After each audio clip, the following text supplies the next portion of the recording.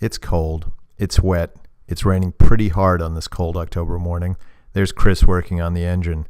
I'm out here in Medford, Massachusetts, talking to the Cosmonauts, a team of 5 comprised of Chris, Christina, Rob, Dave, and Fred, as they work on their Toyota MR2, getting it ready for the 24 hours of LeMons. Here they are, just fixing up the last little bits of their car in preparation for the race. This is my time I spent with them that morning, and I hope you enjoy this video. Hi folks, Sam here, out in Medford, talking with the Cosmonauts, a team that runs in the LeMons race, and they're working on their Toyota MR2, which is partly 1986 and partly 1987, and there's a whole story to that, which you're going to hear in this video. I've had the wonderful opportunity to talk to everybody on the team, and I think you're going to enjoy this video quite a lot.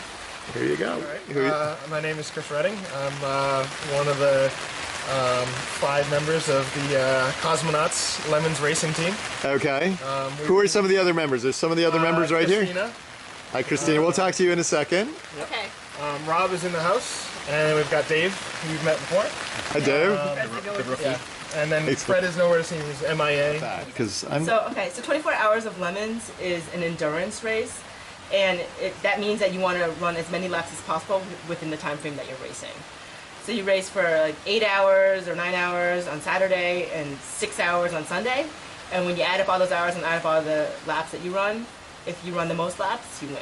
First of all, let's take a look. So what are we looking at right now? So we're looking at what's known as the first generation Toyota MR2. Okay. And the way I describe this car is that the front half is a 1986 MR2, and the back half is a 1987 MR2. Why it's 2 different years is because we crashed the car at one of our races, and we had to chop the back half off, and we put an 87 half onto the car to fix it. Okay, that doesn't sound crazy at all. It takes a lot of time, and when we crashed it, we had a little bit over 2 weeks into our next race. Okay. We didn't have a lot of time. Okay. So this was the fastest way of getting it done. That was literally the fastest way here. Especially for people who maybe don't know a whole lot about cars or don't know a lot about this car. A rear-wheel drive, mid-rear engine car. So the engine sits right behind the driver, and you can see here there's a big hole in the engine bay because there's no engine in there right now. So that's where the engine is. That's where the engine is. And that's where it's going to go, right? That's where it's going to go. Yeah. Okay. So what about just putting a heavier engine into the car? Is that are there any issues with doing that? So the engine that originally came in those cars, it's an 86 MR2, it was iron block. Okay. So it was only a 4-cylinder engine, but it was just a much older technology, and it was iron, a lot of heavy stuff on there. Right. So in swapping to this engine, even though it's a V6 and it's got more power and it's bigger, it's all aluminum. So, okay. The new combination, I think, was only like 50 pounds heavier than everything that came out of the old engine. So, interesting. We didn't get too badly hit on weight, but we got a big increase in power and torque and availability. Interesting. This engine, or some flavor of this engine, came in basically any V6 Toyota or Lexus from 92 to 2002.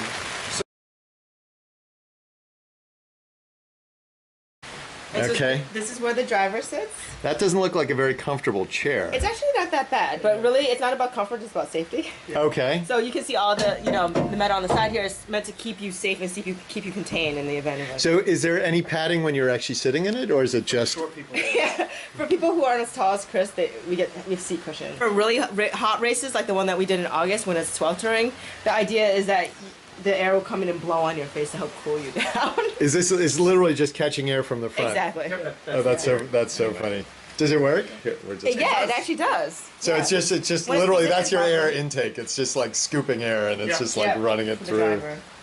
That's great. Just briefly, you're kicking this box. What's in this box? This is one of the exhaust manifolds that will eventually go on the engine. These are the coils that I had pointed out on the engine. We took these off of the engine that was damaged. We take off any of the sensors or electrical components off the engine before we scrap it, just because now we have spares. Do you all know what you're doing before you remove something? Or you're just like, hey, we'll take this off and see if we can figure it out? Not all of us, but it's a learning experience. So I know a lot about the engine, especially the electrical, because I did the wire harness for it. So I know what each component is, so I'm pretty familiar with it. And then, you know, when we scrap things, like I said, hey, Christina, can you take these off? And she's like, oh, well, what's this? What's this? And you know. And E30s were extremely popular in LeMons for a long time because for a $500 car, they were quite high performance and quite reliable.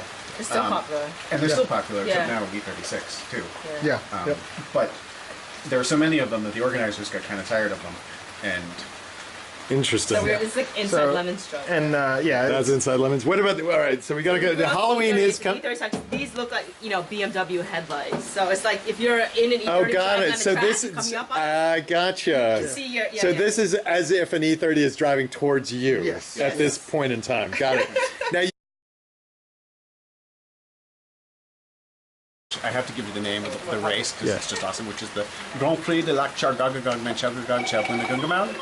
And that was, excuse me, that was my first wheel-to-wheel racing experience. Just for the heck of it, tell us the name of the race again. The Grand Prix de l'Arc Chargagagag Chabunagungamaun. Can you spell that? No. No. That's impressive, though. That is very impressive. And the reason that I know that is because if you commit an infraction during the race, they will wave a black flag at you, the track workers. It's called being black flagged, and you have to come off. And one of the penalties at that particular race is you have to stay in the penalty box until you can say that. Awesome. And so I thought maybe I would be prepared since I was a rookie and it was likely that I was going to be black flagged. I would learn the name of the race. So were you black flag? I was. Actually, I came into a turn a little bit faster than I ought to have. Yeah. And I didn't actually spin, but I got sideways enough that I ended up going into the gravel off the track. Which I take as a no-no. And that's a no-no. If you get wheels off the track, if you make contact with another vehicle, or if you drive too aggressively, those are the things that they flag you for. So you were pulled into the pits, and you had to say, what did you have to say? But no, if you get one newbie black flag where they say, do you know what you did? And I said, yes, I knew what I did. And I know, not only did I know that I had gone off the track and that was not okay, but I knew why I'd gone off the track. And what was the reason what was the why? What had you done? I was in a little heavier traffic than I had been previously, and I just got a little bit distracted and came in a little too fast. And just when I went around the turn, the back end started to come out, and I really had to correct a lot, and couldn't keep it on the tarmac. Yeah, that's great. Like a car that can't be made to go for LeMons really is going to be sold for scrap, because at that point, the thing that cracks me up is that it's these $500 cars, and I guarantee you every one of them's got $250,000 in engineering time in it, because they're purchased from junkyards and then put back together and made into racing cars, and that's not a trivial task. And the work that all these guys have done on this car is really amazing. All right, let's look at that. Mechanical engineer. I'm a software engineer, so they have me doing the thing which is sort of comprehensible and achievable by software people, which is replacing the bushings on the stick shift.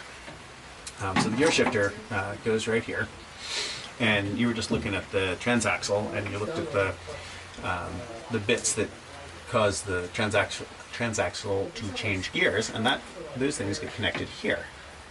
And those connect up to these points on the stick shift, which gets bolted right in here.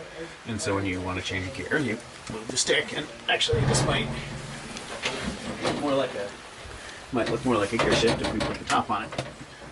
So that's really what it does. And I've got the old bushings, which I can actually show you. They're this worn out thing, and then we have a nice brand new one made out of very hard plastic, and I'm just reassembling it. Let's see if I get it back together.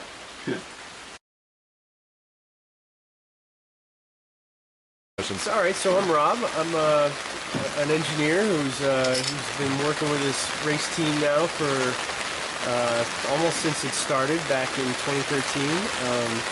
I was pretty good friends with the guy who started the team. It was a guy named James, and got started through Aurora Flight Sciences, was the company where a bunch of the guys who were originally on the team got started up with this prospect here, and actually originally sourced the car, which was bought from, it was an MIT team that had it, so it was been kicking around in a back lot at MIT for a number of years before we turned it over and picked it up and started racing it. So. Interesting. And what brought you to cars? I mean, have you always been interested in cars? Yeah, I've always been a car guy. I mean, it's like, you know, ever since I was, you know, pretty young, it's like I was always into, you know, wrenching with my own cars. And I asked everybody this, and so here's a question. So, just as a general statement, why you're doing this just because why? Why am I doing this? Because Yeah. it's a lot of fun. Yeah. It's, I mean, that's primary. It's like, you know, obviously, you know, the prize money for what they give for this is nothing, really. I mean, it's you know, a couple $100 in nickels, and which is not, it doesn't even put a dent in what the entrance fees are for each race. But it's, for me, this is just fun. It's like I enjoy, you know, being out here, maybe not in the rain, but, you know, being out here and, you know, wrenching on cars and, you know, getting things ready, and then being able to have that sensation of being on the track and going fast. Yeah, it's called the Cosmonaughts, so it's www.facebook.com/thecosmonaughts. Cosmonaughts being spelled COSMONAUGHTS. Awesome. And so they can find out, everybody can find out. .com. No, that's good. What's that? Yeah, Oh, there's no .com. No, there's no .com on the end of it. Yeah. But it's Facebook. Yeah. Facebook.com/thecosmonauts. The Cosmonauts.